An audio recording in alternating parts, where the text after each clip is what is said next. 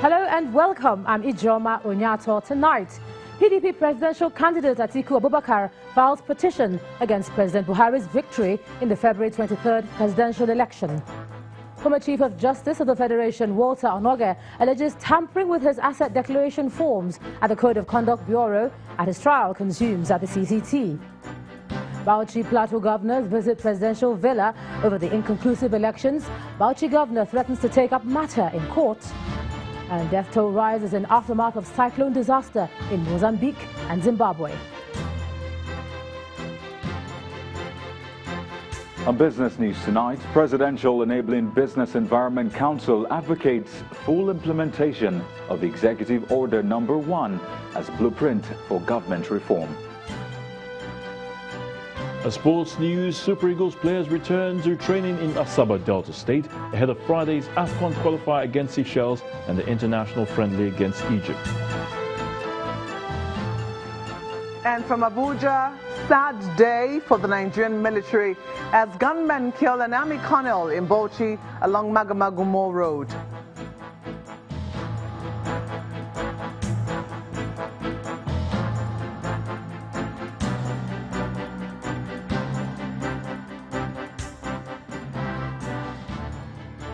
The candidate of the People's Democratic Party has finally made bold his threat and filed his petition against the victory of President Buhari at the February the 23rd presidential elections.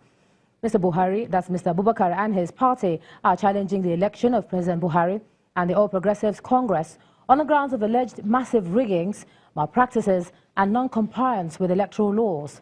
In the petition filed this evening, Mr. Abubakar and the PDP are praying that they be declared winner of the election. In the alternative, the two petitioners prayed the Presidential Election Petition Tribunal to nullify the poll and order for a fresh one that will be conducted in line with the provisions of the electoral laws. The National Legal Advisor of the PDP, Emmanuel Enodium, confirmed to journalists at the venue of the tribunal that over 400 witnesses have also been assembled to testify during the hearing. There'll be more political stories later on in the bulletin, but let's take a look at some legal stories before we get to that. And so to the courtroom where the suspended Chief Justice of Nigeria, Justice Walter Onoge, has alleged that the two asset declaration forms he submitted to the Code of Conduct Bureau have been tampered with. Justice Onoge told the tribunal that the two forms submitted in 2014 and 2016 were mutilated and in loose form. Justice Onoge made the allegation while cross-examining a prosecution witness at his resumed trial for non-declaration of assets at the Code of Conduct Tribunal.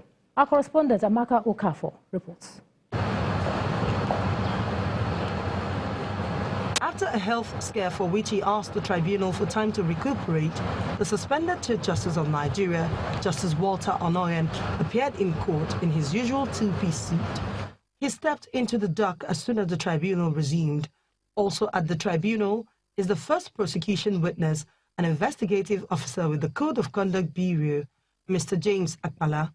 During examination in chief, Mr. Akpala sought to tender some documents which included asset declaration forms allegedly belonging to Justice Walter Onoge.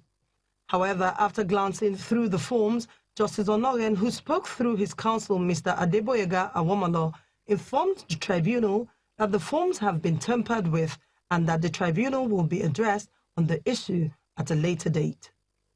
In his evidence in chief, the witness informed the tribunal how the CCB referred the petition from the Center for Anti-Corruption Initiative signed by one Dennis Aga to him and two others on January 10, 2019, during which his team met with Justice Onoge, obtained a statement from him, and also applied for his account details with a commercial bank.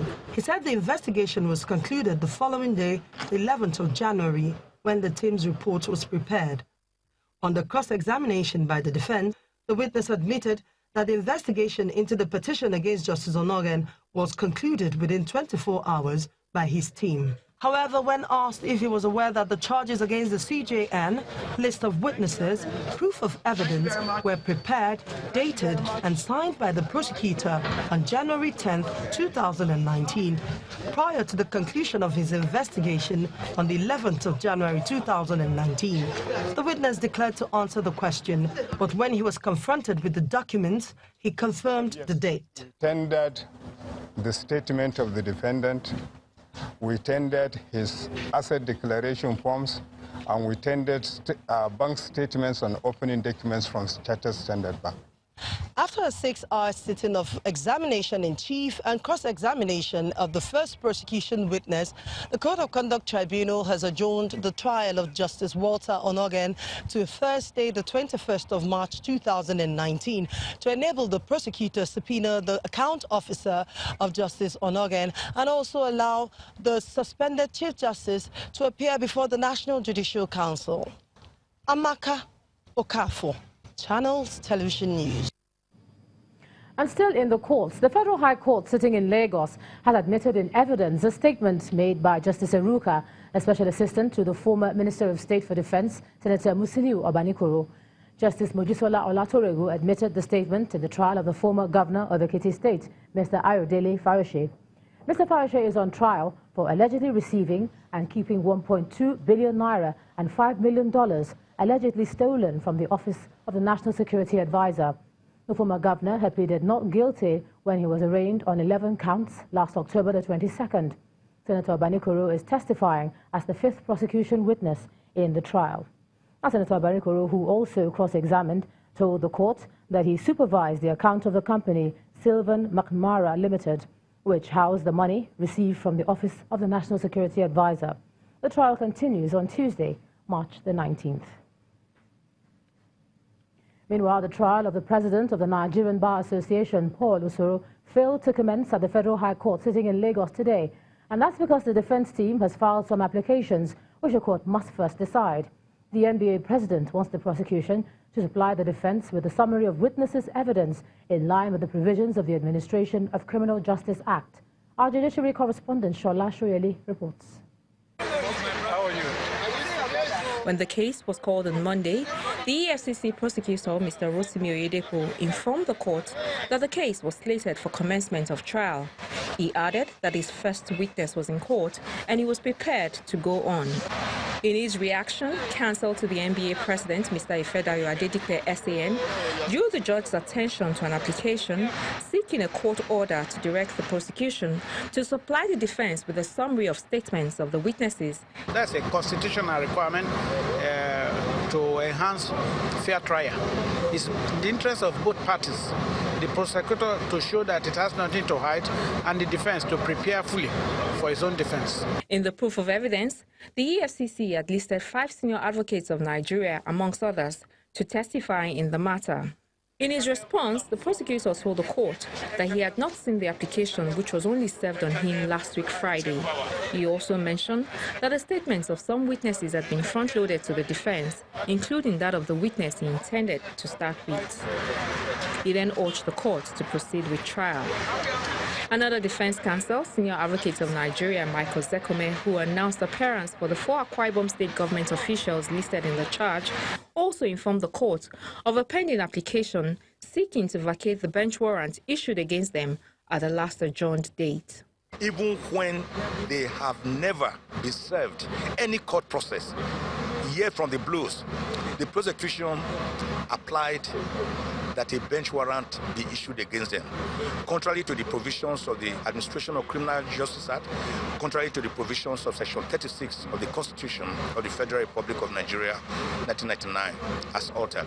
We came here with our witness today, only to be bombarded with a series, what I would call harvest of motions, and it is our right to look at it and then timely respond. But I want to assure you, every decision we've taken in this matter are in line with the law. A third defense counsel, Dr. Charles Makoye, announced appearance for Governor Emmanuel Udom, who is also cited in the charge. He equally informed the judge of a preliminary objection challenging the court's jurisdiction to entertain the case. After arguments and counter-arguments on how to proceed, the court adjourned till April 17 to hear all the pending applications.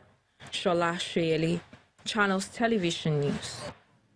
And staying with legal matters, the Federal High Court sitting in Asaba, Delta State, today sacked the Jones-Erue Executive Committee of the All Progressives Congress in Delta State. In a 2-hour judgment, the court presided over by Justice Toyin Adegoke upheld the Cyril Ogodo Delta APC wards and the local government executive of the party, declaring them as duly elected. Now, Justice Toyin Adegoke further held that all actions purportedly taken by the BENUE executive are also null and void. According to the counsel to Cyril Ogodo Exco, it means the re-election of Senator Ovie Omoagege, representing Delta Central, and other candidates that emerged from the primaries conducted by the BENUE executive for the just concluded elections is also voided.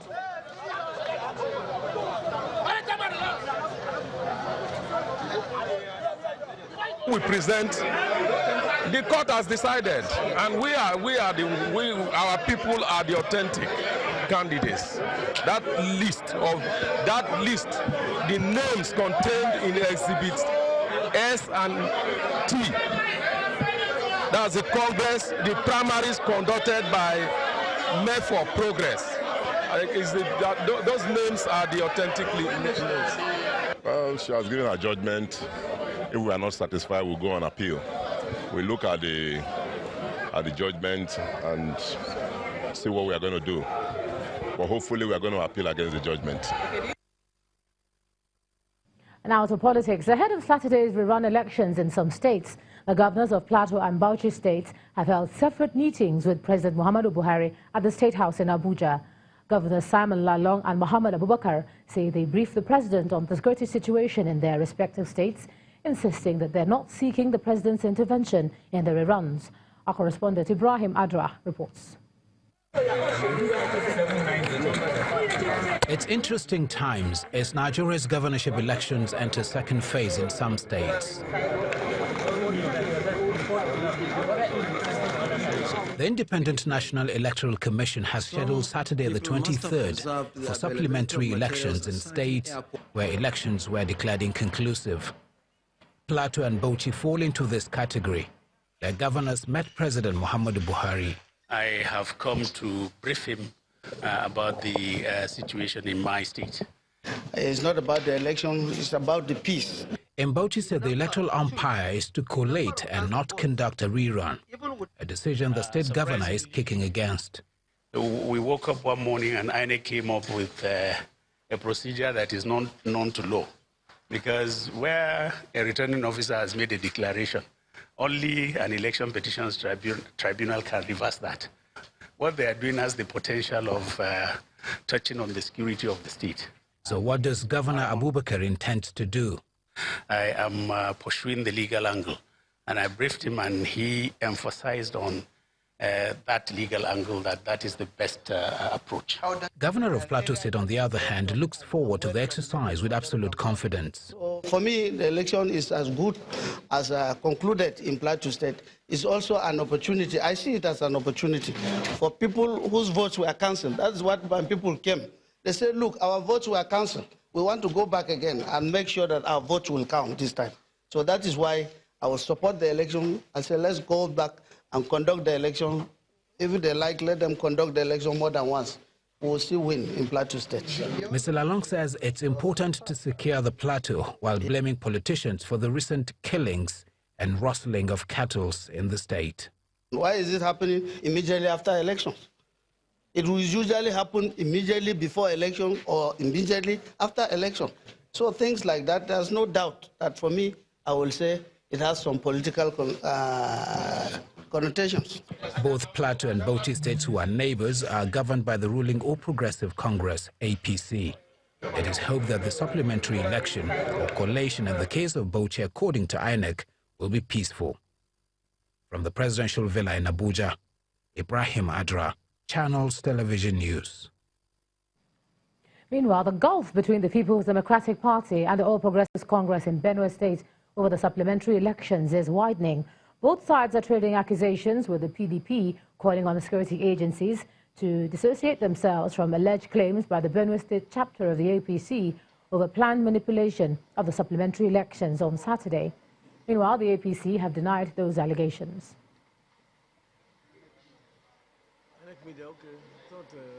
Establish here that the presidency and those heads of security agencies, Sinta Kume has been dropping their names as working with him and APC to obtain the result of the coming 23rd supplementary governorship election in favor of his party. Need to call him to order to make it clear that they are not into such an unholy alliance with him. Given a free and fair election, PDP cannot defeat APC in BENUE State. So we are simply establishing our plea. Remove the votes that were apportioned to the PDP without the use of card reader. Leave the normal vote. Let's vote and see who wins. As simple as that. We're not going to rig. APC does not subscribe to rigging. In part 2, after the break, teenager arrested in Maiduguri with suicide vest. That's in a moment. Please stay with us.